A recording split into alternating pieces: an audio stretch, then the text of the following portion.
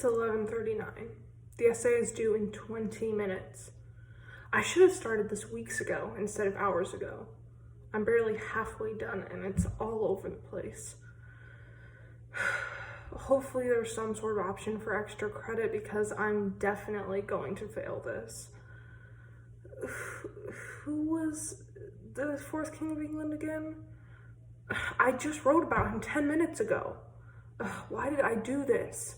I feel so stupid. I should have started so many weeks ago. Maybe you relate to this story. I know I have. Procrastination has been an ongoing struggle for me, and I'm still trying to figure out a good balance of fun and work and school. This is why I chose to present about the psychology behind procrastination and tips for time management.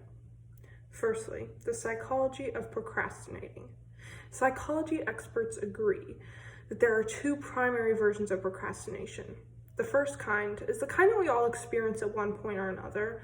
Waiting until the night of homework is due to do it for the week can be a good example of this version.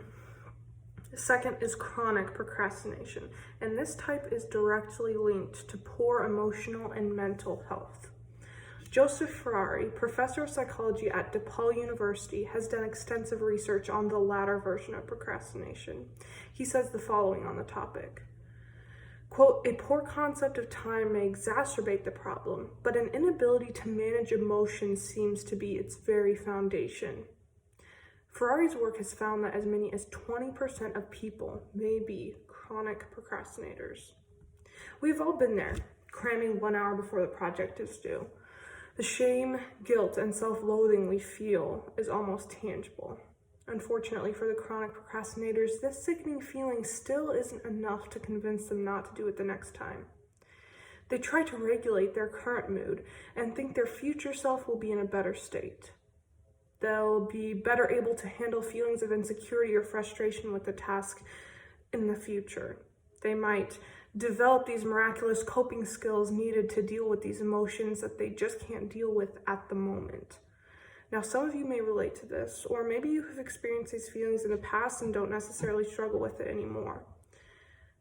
But this kind of procrastination is common among college students. A study conducted by Lethbridge University in Alberta, Canada, showed that around half of college students admit to chronically procrastinating. Procrastination in the academic realm holds many negative consequences, including lost time, increased stress, lower grades, poor health, decreased long-term learning, and lower self-esteem. While the first version could be remedied by employing some personalized time management skills, the second version is a little bit more complicated. And now, how to set yourself up for success by managing your time better. Self-forgiveness. Self-forgiveness is a first step for those of us who are chronic procrastinators. As I mentioned earlier, for some people, and especially college students, procrastination can be a serious emotional issue. In this case, self-forgiveness might be the only remedy. Carleton University surveyed 119 students on procrastination before their midterm exams. The research team, led by Michael Wool, reported in a 2010 issue of Personality and Individual Differences that students who forgave themselves after procrastinating on the first exam were less likely to delay studying for the second one. Now, some of you may not relate to chronic procrastination, but wish you had better time management skills. Princeton University suggests the following. Firstly, make a physical schedule either on your phone or in a planner, but make sure it is not just in your memory. Next, be brutally realistic with scheduling your time. Don't schedule every hour of your day. Leave some time slots empty and do the hardest things first.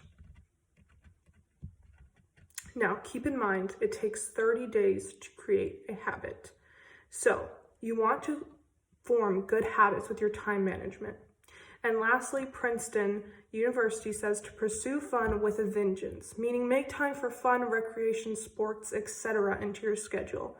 This will help your brain better differentiate when it's time for work and when it's time for fun. Purdue University suggests some of the same things, but they also advise to identify time wasters. At the beginning of this school year, I decided to delete all of my social media apps indefinitely. My weekly screen time was cut by 75%. So start by identifying what is taking up too much of your time that isn't beneficial. From there, you can begin deciding how to remove that issue from your life. In conclusion, procrastination can stem from emotional distress for some and is just a bad habit for others. There are a multitude of tips out there on time management, and I would suggest finding your own personalized group of time management skills that you can form into good habits. Lastly, Joseph Ferrari challenges his audience with the following. Procrastination is an existentially relevant problem because you only get a certain number of years. What are you doing? Thank you.